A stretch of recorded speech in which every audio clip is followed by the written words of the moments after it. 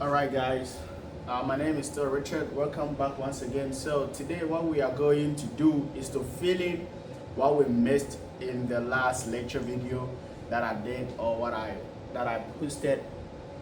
I forgot to press record, so I missed a few things. So the things that we're gonna do today are going to be, we're gonna retake ionic bonds. We're gonna retake ionic bonds. And then we're gonna retake covalent bonds. And last but not the least, we're gonna do the VSEPR theory. And then electron geometry. So VSEPR theory, that will give us to electron and molecular geometry. Alright, so first let's tackle ionic bonds.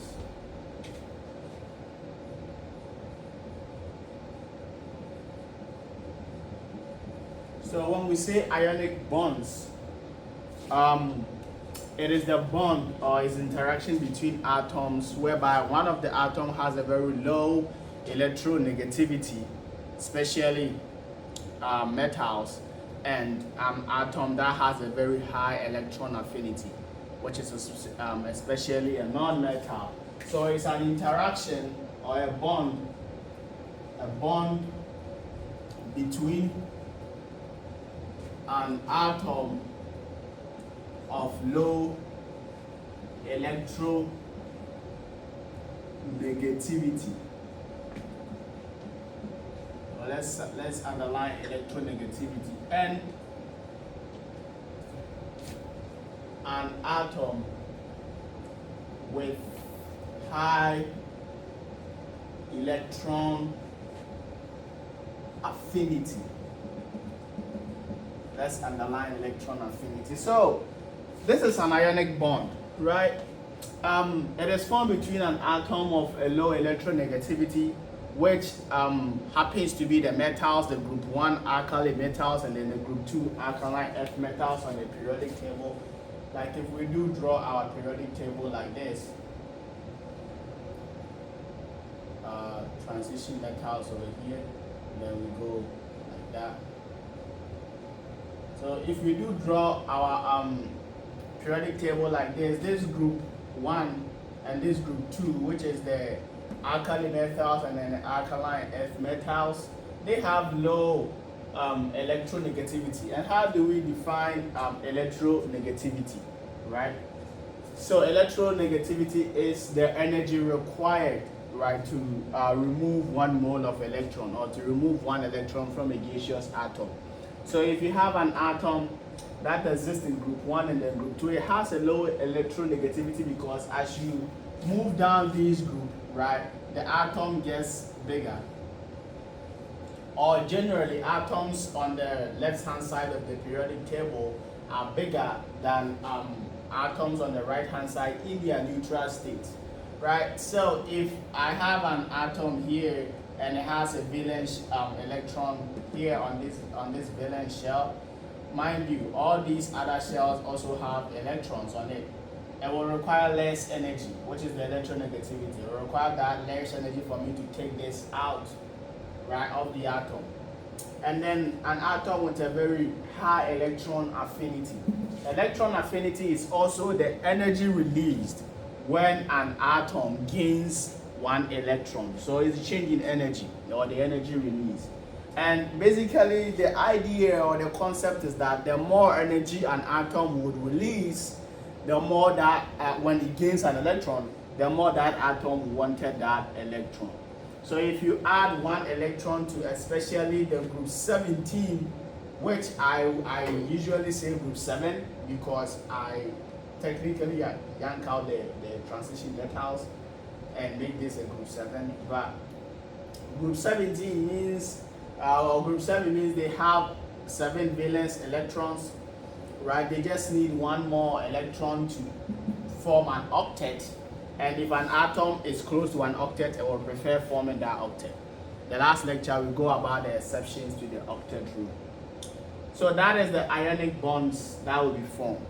And now, whenever you have a compound that, mind you, I did not say molecule. I say whenever you had a compound whose electronegativity difference is 1.7 or greater. Now, electronegativity is a measure of how much energy you would require to yank an electron out of an atom, and it is measured by the Pauling electronegative scale, right? So you cannot like put one atom and stand it alone and then measure its electronegativity. Is a comparison between atom from atom, and usually when you go on the periodic table like this, as we say, electronegativity will decrease as you go down the group. So if we take hydrogen over here, which usually has an electronegativity of 1, and then over here will be like you're gonna be decreasing.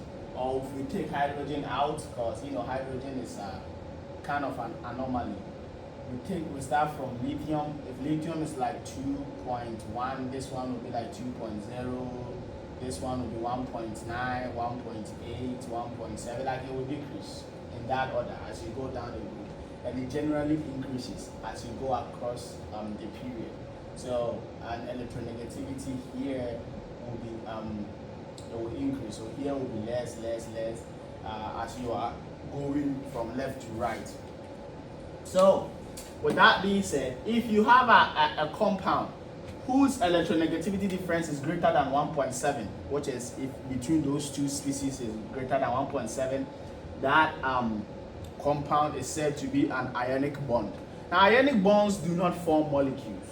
The reason why ionic bonds do not form molecules is that the electron definition of a molecule is a combination of two or more atoms in a specific ratio, right?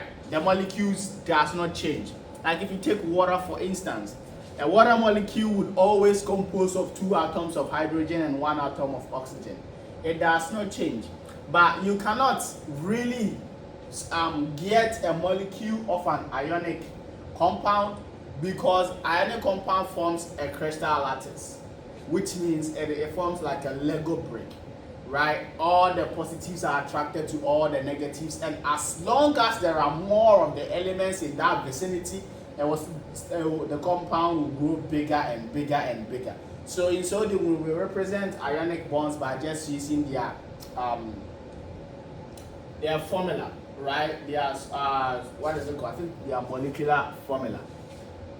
Their empirical formula. Sorry, no molecular. Their empirical formula, meaning the lowest whole number ratio between the atoms that would be mixing. So if you take like sodium chloride for instance, right, which is an ionic compound, you don't have a molecule of an ionic compound. You have a compound of a sodium chloride, because as long as there are more sodium and there are more chlorine ions atoms in the vicinity, this compound will keep on bonding and bonding and bonding, and it will keep on getting bigger and bigger and bigger as the negatives will always attract to the positive. So that is it for ionic bonds, and we are not going to go too much into stringent details about it. The next one is the covalent bonds or covalent.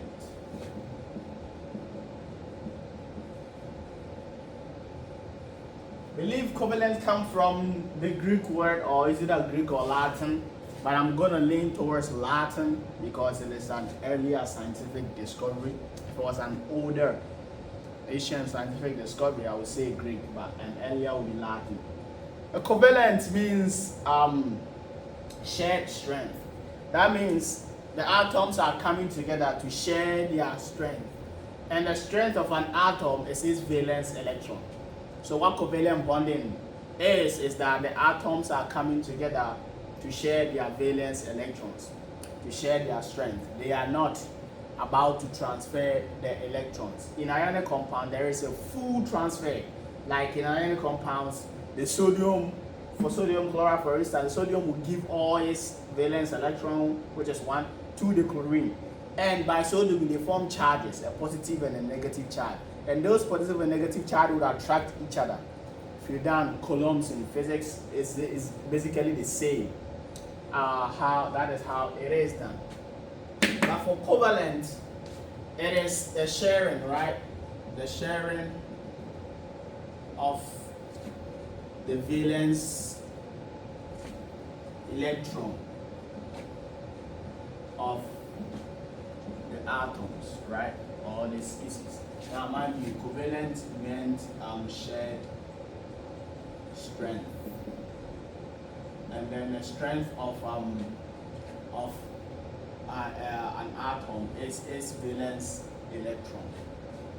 Now, what this is that once you've gotten this down, there are three ways in which a covalent bond would form, or in which an atoms would share their electrons.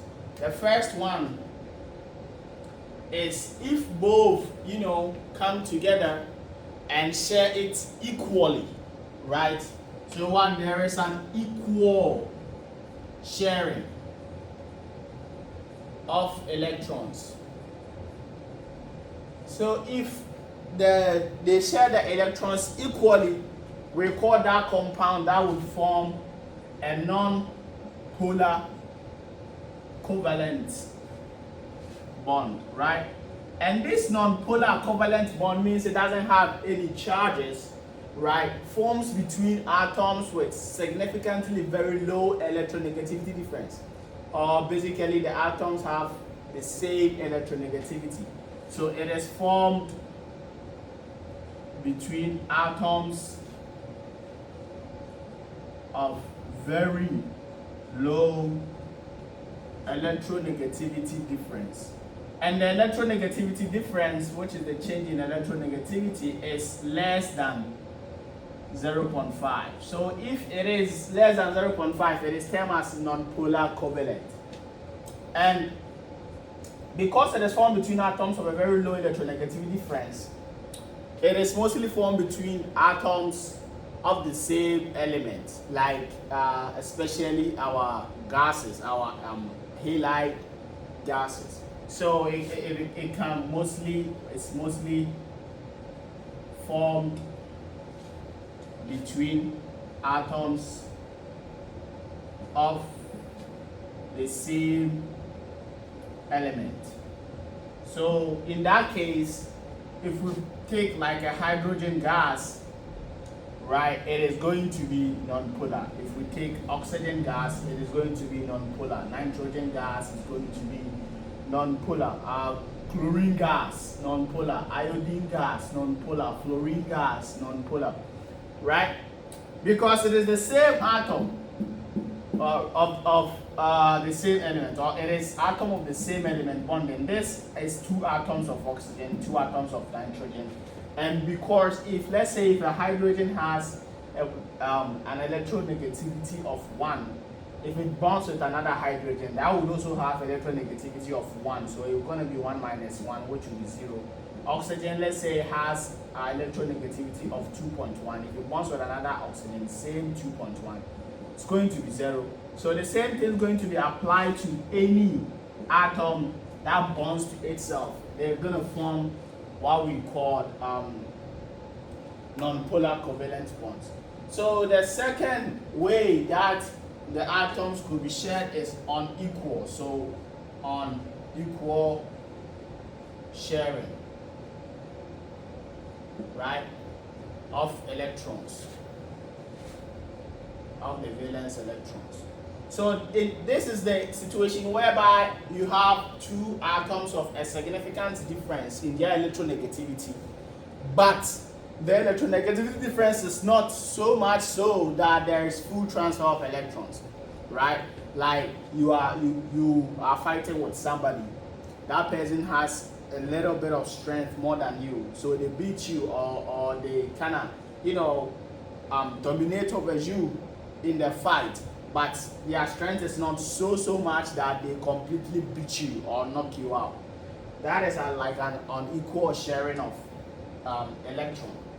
So this it is formed when like atoms, let me so that it doesn't be like this here. So when atoms of significant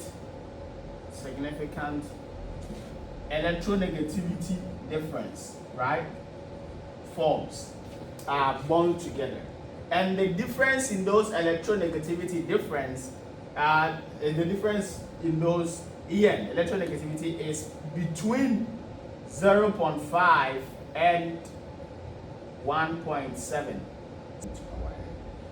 So if any atom forms and the electronegativity difference is bigger than, or is less than 1.7 but bigger than 0.5, it is considered polar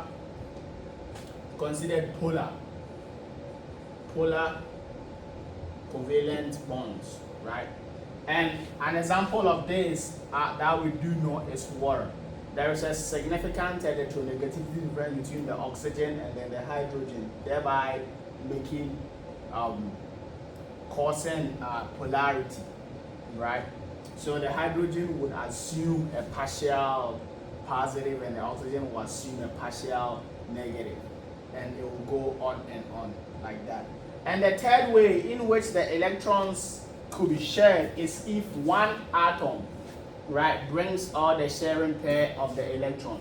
If one atom brings all the sharing pair of electron, we call it coordinating covalent bonds.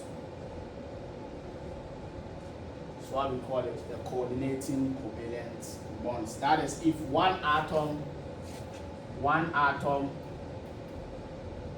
brings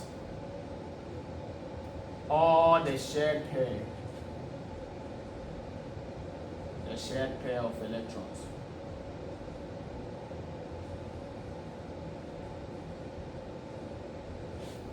Then you get the coordinating covalent bonds.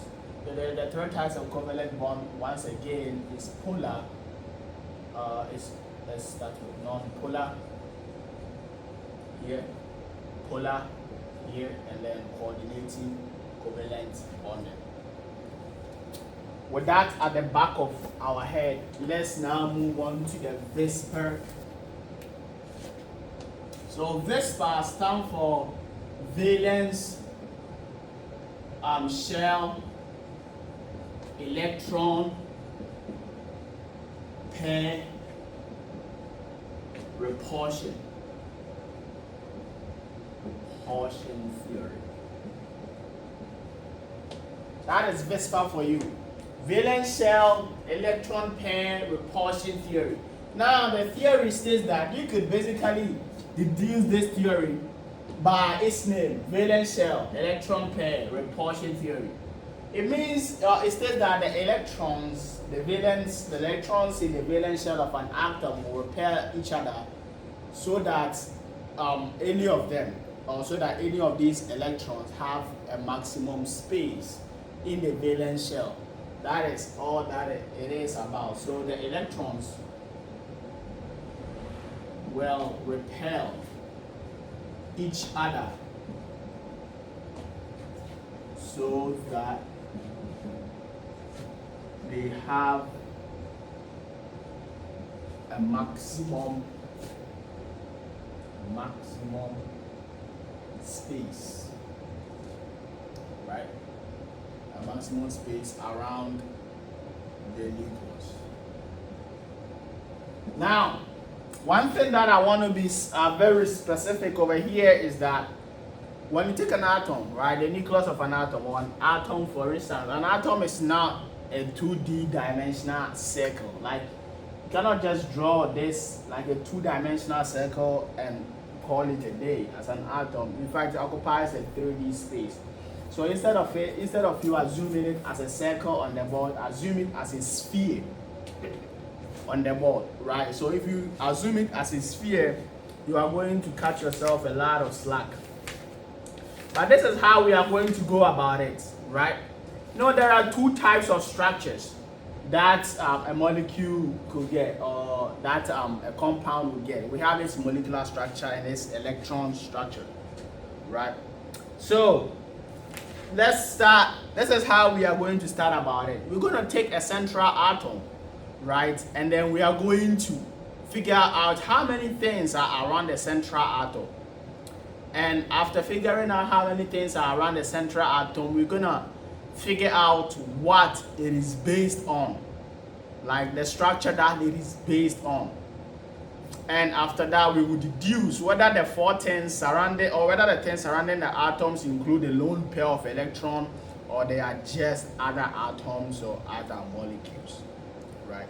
So for instance, the first one we're going to try is if we have, so let's like do some type of table around it. So number of things around an atom, right? Number of things surrounding. You got it, right? So when we get this number of things, how many of these are like, how many are electron pairs? And how many are molecules? Molecules or other atoms, right? And after that, we're gonna see the structure. And then finally, we're gonna go do the bond angles, right? So if we take like a compound like, let's say, beryllium chloride, right? B2Cl.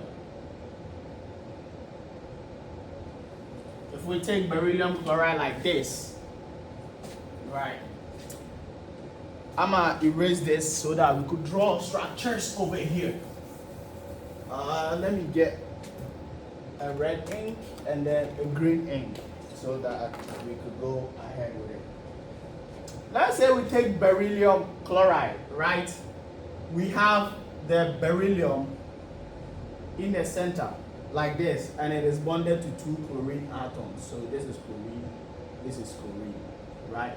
Once we take beryllium chloride like this, if we want to know that this structure is really correct, right, we should count the valence shell of the molecule itself and distribute it according to the Lewis structure, for us to really figure out if this molecule is correct. But on top of my head, I know that this is correct.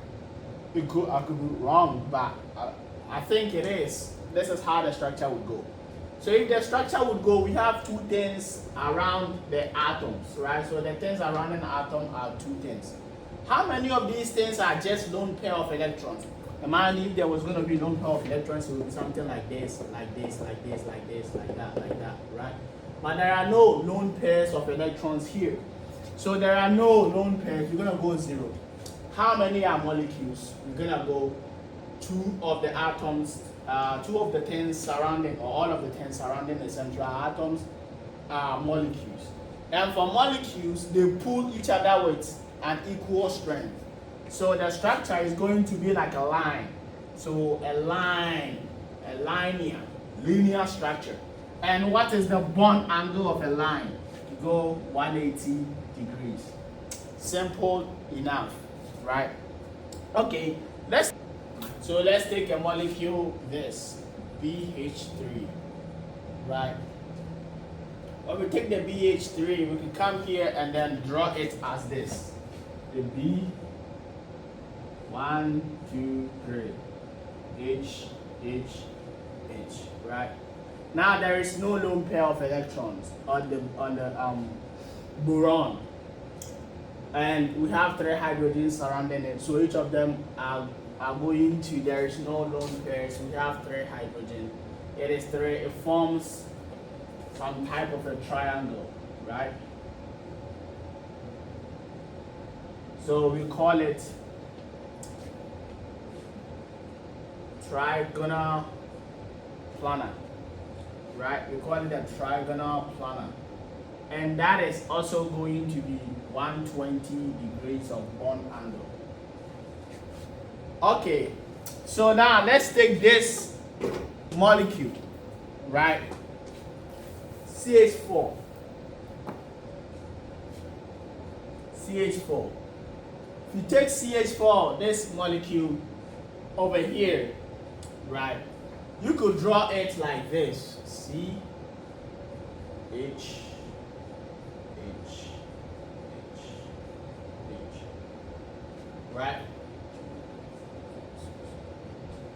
And it has no lone pair of electrons on it. Everything is filled. But then, if in the 3D space, the only possible way that we could arrange it, this is arranged in a 2D space, but in a 3D space, is going to be something like this.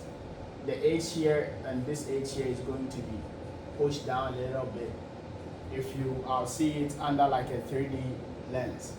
And this has 4 pins, 0 electrons, 4 10, so we call it a tetrahedra. And its bond angle is 109, right, degrees. So once we have the tetrahedra, I'm going to end here and then now tackle different molecules that have electron pairs on it. Let's take water for instance, right? We have water, which is H2O, right? If you draw the structure of water, which we have oxygen here, hydrogen here, right? And then we are really supposed to look at this. Oxygen falls in group number. Oxygen falls in group 6, right? Meaning it has 6 valence electrons, right? That it needs to. It can take 6 valence electrons that it needs to fulfill. So oxygen here equals to 6. Hydrogen is 1. Another hydrogen is 1, right? So when we combine it, the total valency of this molecule is 8, right? And then for the 8, we have 2, 4 over here because 2, 2. So we have another lone pairs over here. This is going to be the structure of water, right, in 3D space. Now, when you have a lone pair of electrons, they pull with more force than an atom. The reason why a lone pair of electrons will pull or push to get more space than itself is because there is no other bonding nuclei over here, right? Like this hydrogen is a nuclei, right? Or a proton. And then it has 1 electron here. So if it's bound to this over here, the proton will still exert force on this to attract it over, right? But with these lone pairs, there is no such thing as that proton to attract it over. So by so doing, these lone pairs of electrons up and down would push on the oxygen, on the hydrogens more than the hydrogens will put on them. So then it will bend the molecule because both of them are getting pulled. So it has what? 2 lone pairs of electrons, 2 molecules. But if it was like, suppose if it has just 2 molecules, it will be a line. But this time it is not a line, but rather we call it a bent shape. And for a bent shape, the bond angle wouldn't be 180 degrees. It will be less than 180 degrees. Right? That would be like the bond angle of water. Now let's take another molecule. Like let's take. So there are rules in drawing a physical structure. Rule number 1 is that how many things are around the central atom. Once you have those things that are around the central atom, rule number 2 is how many of these things, right? How many? Rule number 2 would be which structure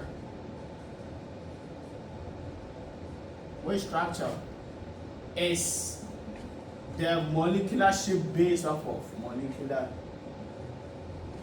shape based off. And then your 3 would be how many of the things are how many of the things surrounding it are electrons, are electron pair.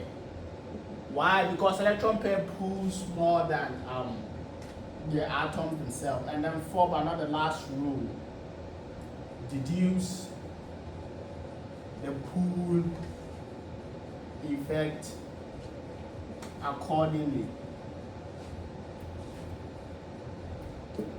So if you have these 4 rules down, you can use it to get your VSEPA theory done. So for example, I'm just going to use one molecule here.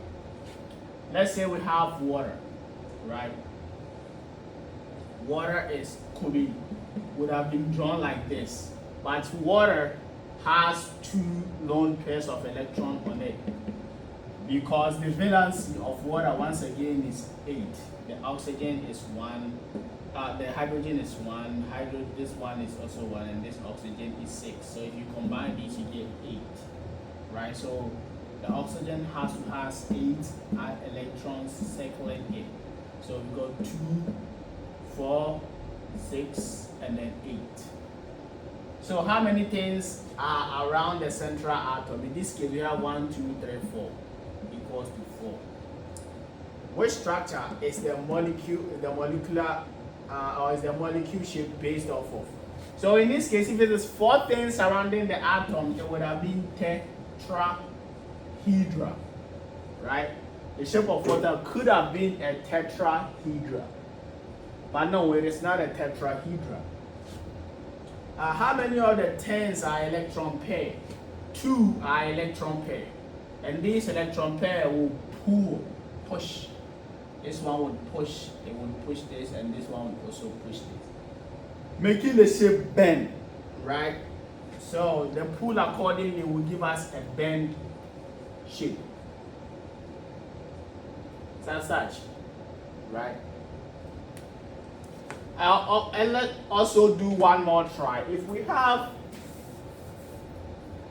an atom as SO2, sulfur dioxide, right? How many things are around the central atom? If you draw sulfur dioxide, it would have been like this, O and then O. But no, sulfur would have 2 lone pairs of electrons on it. So the things around it will be 3. If it is 3, what would the shape be based off of? It would be based off of a trigonal planar, right? It would be the trigonal planar.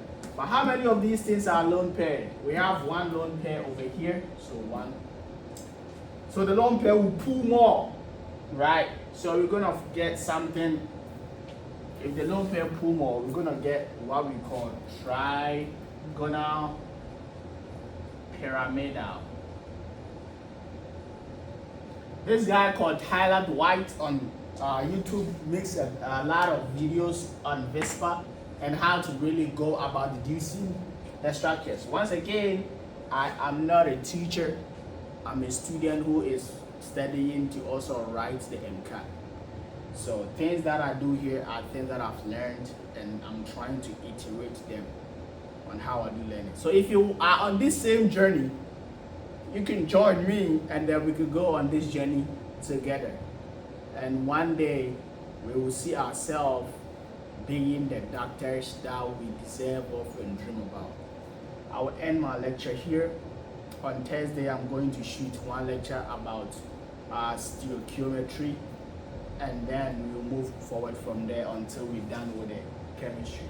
Thank you.